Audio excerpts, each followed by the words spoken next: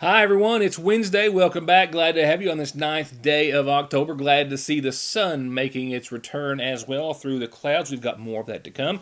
We don't have a picture-perfect forecast in store, but it's really pretty close. A really nice run of fall. The only bump in the road right now is that cold front coming in for your Saturday, and it has tweaked our outlook for Saturday and Saturday night, and not to the positive either. We're a little closer to the 50s for daytime highs and a little closer to a possible frost, and I'll tell you just how close in just a few moments. We'll have a catch-up tonight with Chris Gamble, the head coach of the McGoffin County Hornets, as well as the Harold Whitaker Hornets, and we'll be getting caught up on all divisions of local football. We've got to give some folks and some kids a job well done. Congrats and good luck to some others, and welcome back to some others. We've also got 3 places, I do believe, in Johnson County, which were the target of agents with the Division of Alcohol Beverage Control, and they cited several people for selling alcohol to underage individuals, or an individual in this particular case, and a host of other news and information. In a follow-up from a report that we started on yesterday briefly, the announcement in all totaled $44 million and then some, and 54 investments from the Appalachian Regional Commission's POWER, which stands for Partnerships for Opportunity and Workforce and Economic Development, or Revitalization Initiative, rather. And the announcement came, as far as Kentucky is concerned, from, of course, Congressman Hal Rogers and Senator Mitch McConnell. Several investments being made to the tune of millions of dollars, and one of those will result in the first children's hospital in eastern Kentucky. Just a few of those from Kentucky, though. There was a $1.5 million ARC grant to the Foundation for Appalachian, Kentucky, and Hazard to revitalize, redevelop, and reinvest in an initiative. The Foundation for Appalachian, Kentucky is going to partner with the Community Economic Development Initiative and UK. They're going to create an Appalachian Impact Fund with this money, and it will assist downtown real estate development projects through a mixture of grants and low-interest loans and long-term equity investments, while a large-scale technical assistance program will help communities with strategic project investment. The project will improve 10 communities, yet to be chosen, I believe, serve 200 businesses, create 60 jobs, and leverage $7.5 million in private investment. There was also a $1.5 million grant that's going to the Mountain Comprehensive Care Center in Prestonsburg for the Big Sandy Healthy Workforce Project. That funding will support renovating Osborne Elementary in Floyd County to construct a substance abuse treatment center that will serve 5 economically distressed counties, McGoffin being one, as well as Floyd, Johnson, Martin, and Pike. That project will also create short-term and long-term and outpatient substance abuse treatment opportunities, as well as a wraparound support service or services that emphasize workforce training, education, skills development, and post-treatment job placement. They hope to be able to see the creation of the new facility is expected to create 27 new jobs and hopefully serve a couple of hundred patients each year. The ARC grant to Pikeville, creating the first ever Eastern Kentucky Children's Hospital. Pikeville Medical Center gets $1.5 million to construct and equip a new facility to provide health care to over 100,000 kids in 23 counties in Kentucky, as well as neighboring states of Virginia and West Virginia. That project will also create 50 permanent jobs. They will work with the University of Pikeville, the Big Sandy Community and Technical College system, and other organizations. One other big one, $1.15 million going to the Eastern Kentucky Pride Organization, restoring pride in Kentucky's Appalachian Phase 2 project. They are going to implement a robust tourism, marketing, and branding campaign to establish 41 counties in southern and eastern Kentucky as a tourism destination. No word on what those counties are as of yet. Hope ours is one. Hope you'll be right back. We're going to get to our local headlines next. We have finally done it. After years and years of extensive testing, we not only invented the chicken sandwich, we have perfected the chicken sandwich. Come and try it and love it with a big, famous dipped breast strip, pickles and mayonnaise, or however you like it fixed. And if you like, make it a double. Just make your way to Lee's to get it, and grab a cookie while you're there. At your Sayersville Lee's famous recipe, where even our ice is famous. At Sayersville National Bank, they know your house is much more than your home. It's an investment, and for many of us, the biggest we'll ever make. And whether it's for needed repairs and maintenance or a new addition or renovation to give you some more room and more equity, let Sagersville National Bank deal with all the financial work and worry. Real and real competitive, hometown, homegrown, home improvement loans at Sagersville National. From brakes, exhaust, suspension, fluid changes, to expert collision and auto body, to turning your 4x4 or diesel from mild to wild, get real auto maintenance, paint, and repair at Black Smoke Performance in Dixie of Sagersville. 349-8785.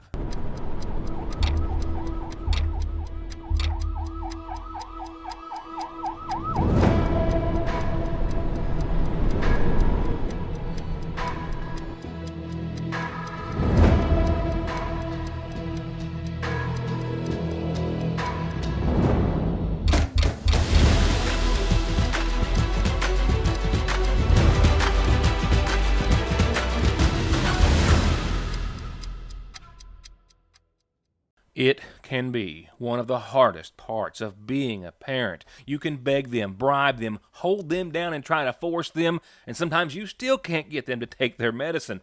Well, problem solved at Parkway Pharmacy with Flavor X. Let your kids customize their medicine with some of the best flavors that really do taste great, and it's totally free with your child's prescription at Parkway Pharmacy. So stop the suffering, theirs and yours, for free, and get your Flavor X flavored medicines at Parkway Pharmacy in Sagersville. Getting the best deal on the best tires with the best service has never been easier. Just log on to ConleyTire.net, check out the latest rebates, sales, and promotions, pick out the tires you want, and email, call, or come by. For huge savings from the family who's been proudly serving the area for over 32 years. Conley Tire in Staffordsville, 297-2424.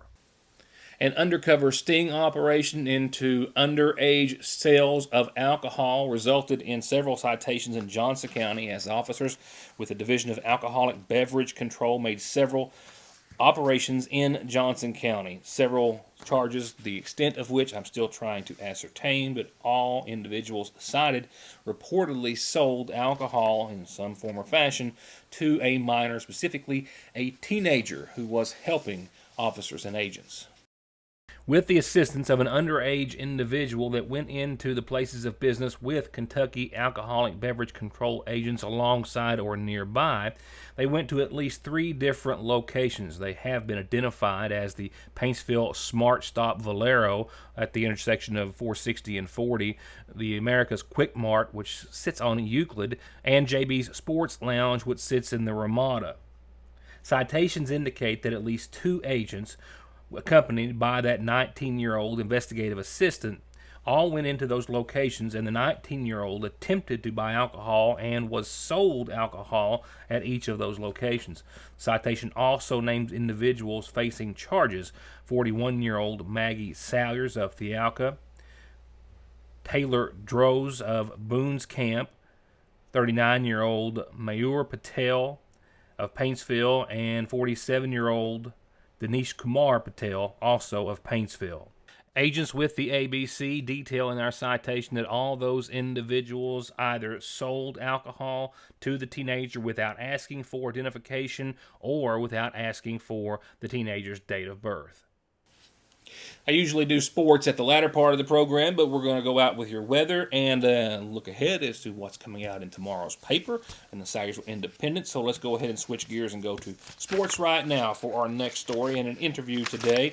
We need to talk about Hornet football for just a few moments. We need to give some young people a job well done, another group of young people a congratulations and good luck, and hey, glad you're back to high school football players. In that category, or in that order, I should say, high school and middle school head coach Chris Gamble is with us tonight in his first year as head coach, of course, at the top of the realm here in Magoffin County. Also head coaching the Harold Whitaker Middle School, says he is very proud of the elementary teams going farther than what they may have even expected, those being the players, not so much the coaches, mind you, but the middle school team from Harold Whitaker, right where you might expect them to be this time of the year, in the playoffs, that is. And the high school team expected to be where we can see them most here at home for the first time in more than a month this Friday night. The 5th and 6th grade season's over now. They lost last night in their semifinal playoff game. It's actually the first time in 3 years they haven't made it to the championship game. So that's a little disheartening, but it was a really good season for that group. Our numbers were low at first, and then we finally got some kids to come out and started getting a lot better. And we ended up with close to about 30 kids, and ended up having a really good season. The losses that they had were all really competitive losses, so I was proud of that season. As for the Harold Whitaker Middle School, however, they are still rolling on, and you won't be surprised, based on the last 2 years with the middle school, to hear that they are in the conference championship after a 20-14 win over Pike Central. That's right, they play this Saturday. Yeah, they're now 7-1, and they beat Pike Central last night in their semifinal game, and they're headed to the championship this weekend against Flaming Neon. What do you like about your middle schoolers? Middle schoolers have some really good size, offensive line. There's some big guys, and then of course our skill positions. We got Brady Whitaker's little brother Grayson. Grayson's a great athlete, and we got Brock Montgomery at our quarterback positions doing a good job. Garrett Jenkins, another wide receiver, and Reed Meadows, and then we have a really good running back in Ian McCarty, and it's a really good team, and so I'm looking forward to that. This makes 3 consecutive championship appearances for the middle school.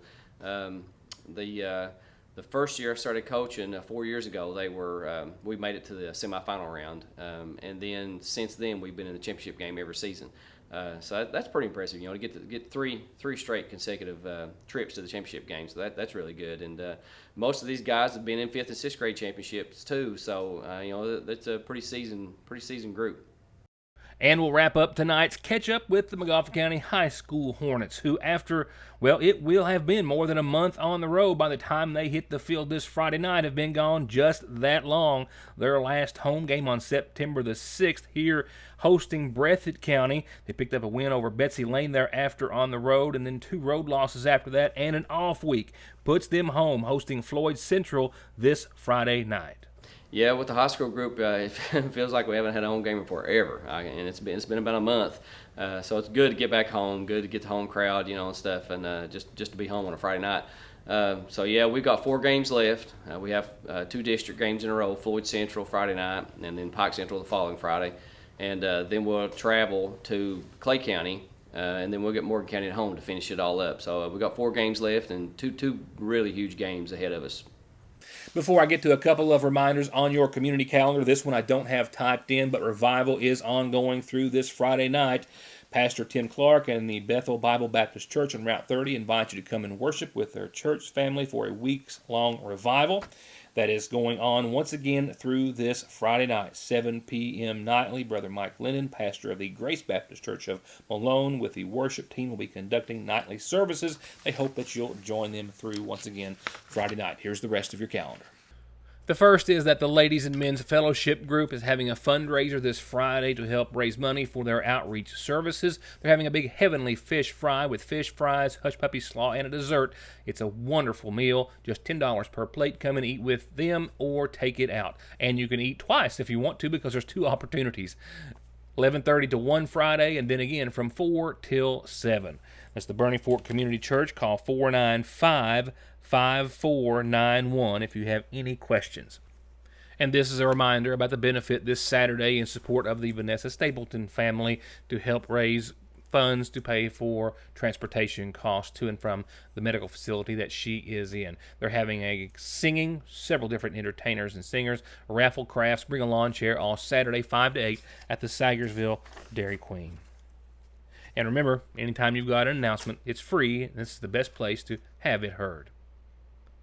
Going on to funeral services brought to you nightly by the Magoffin County Funeral Home. 53-year-old James Smith of Route 40 in Oil Springs passed away on Monday, the son of the late Mark and Lurleen Adkins Smith. He's survived by his daughter, Caitlin Smith of Sagersville, as well as a host of other family and friends. Funeral services for James are going to be held this Friday afternoon at 2 at the Sagersville Funeral Home. The family will welcome friends for visitation after 10 o'clock on Friday morning. Stephanie Renee Skapkick 30 of Sagersville passed away this Monday. Arrangements incomplete at this time, but to be announced soon by the McGoffin County Funeral Home. Melissa Reed, 61 of Royalton, passed away on today's date. Arrangements are incomplete but being made at this time and to be announced soon by the Sagersville Funeral Home. And lastly, 63-year-old Jimmy Allen Howard of Sagersville passed away on yesterday at his home. Arrangements still being made in his honor and to be announced on behalf of the McGoffin County Funeral Home. Whether it's diabetes, arthritis, or injury causing you foot and ankle problems, or excruciating pain in your heel that's often easily treatable, Dr. Cheryl Cheney has over 21 years in group and private practice as one of the region's leading podiatrists, and she's now practicing right here in Sagersville. Dr. Cheryl Stalder Cheney is now seeing new patients, young and old, at Hope Family Podiatry Center in Sagersville, just next to the Lee's Famous Recipe. Call for an appointment today. Right now, for pennies on the dollar, a huge selection of like-new laptop computers, a fresh stock of video games, the Cadillac of dog tracking and training systems, new hunting rifles, accessories, and ammo. And they always stock, buy, sell, and pawn gold and silver coins and jewelry with a new selection just in at Parkway Gun and Pawn in Sagersville, 349 Pawn. You're going to absolutely fall in love with all the new arrivals at the seasonal shop, from all the autumn colors and styles in ladies' designs, shoes and accessories, Charlie Page, Mud Pie, you know the name brands, to jewelry, Simply Southern, Natural Life, caps, cups, and more, to rooms of home decor. And all you'll need to decorate for the fall and Halloween seasons, plus everything from coffees to candles, but hurry, because everything Christmas is already arriving daily and will be out soon, and fall will be gone before you know it. At Frazier's Prater Drugs Seasonal Shop in downtown Sagersville.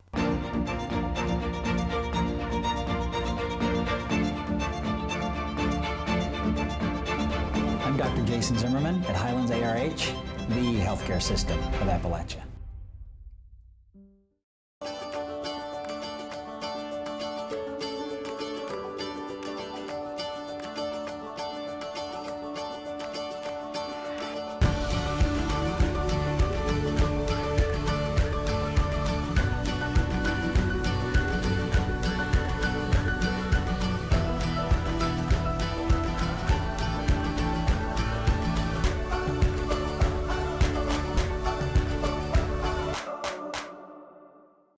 I'm Bill Tinker.